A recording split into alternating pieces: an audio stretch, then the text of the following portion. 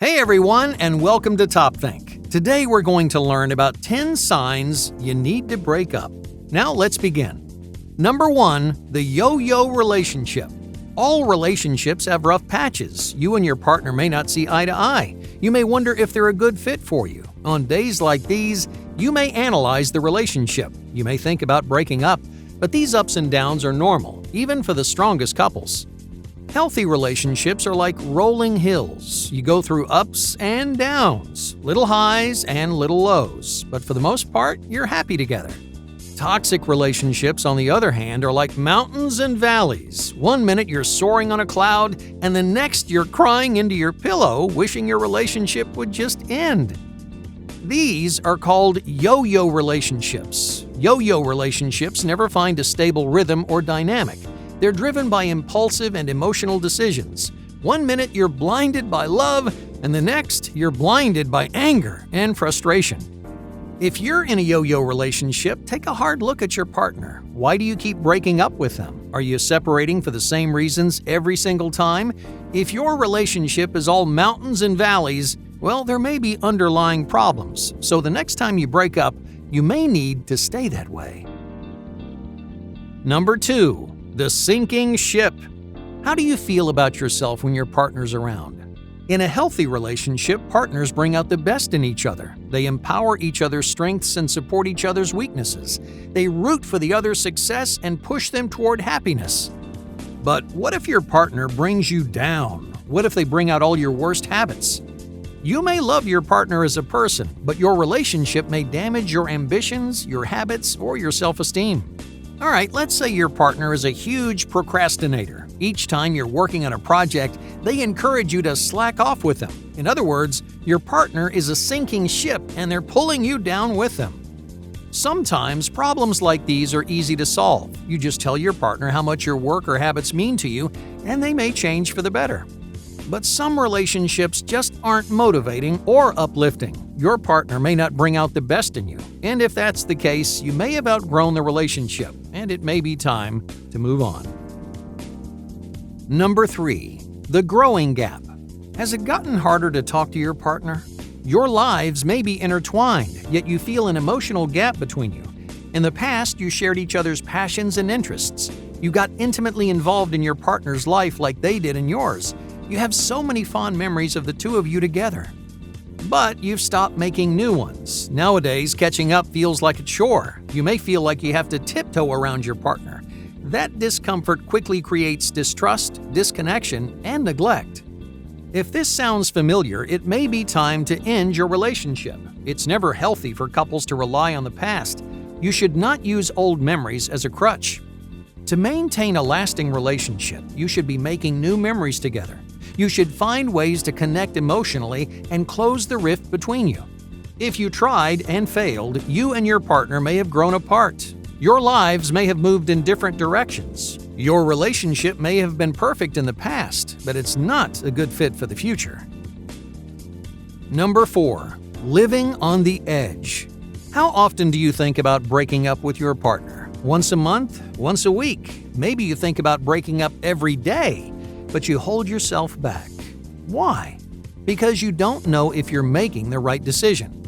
But there's a reason you think about breaking up so often. Maybe you're waiting for your partner to change. Maybe you're hoping that the relationship will get better tomorrow. Chances are those things aren't going to happen. You shouldn't stay with your partner if you don't love who they currently are. Just ask yourself, do I want to be with this exact person for the next month or even the next year? If the answer's no, then your relationship may be on its last leg.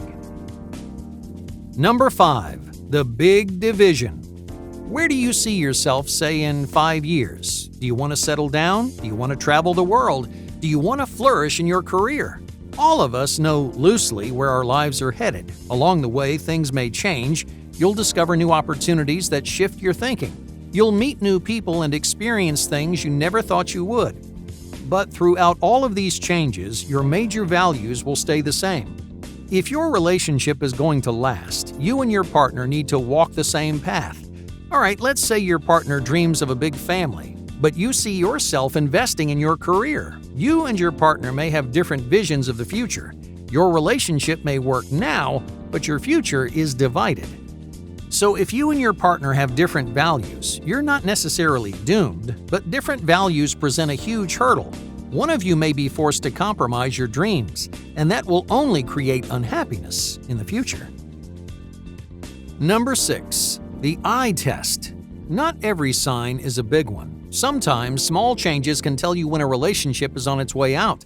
Many crumbling couples, for example, struggle to look into each other's eyes.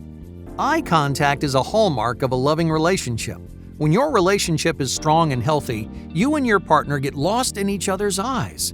You're comfortable and confident around your partner. You trust them enough to be vulnerable and expose your true self.